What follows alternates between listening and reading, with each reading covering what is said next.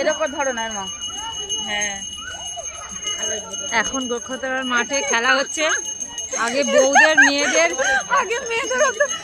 Musical chair খেলা হয়ে গেছে। ওই যাই একদিন দৌড়াচ্ছে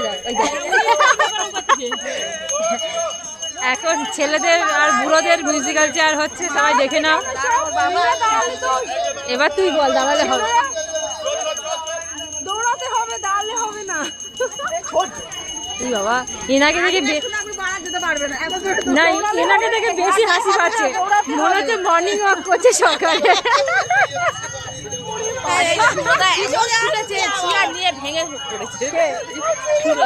কোনটা শুরু রে দাদা?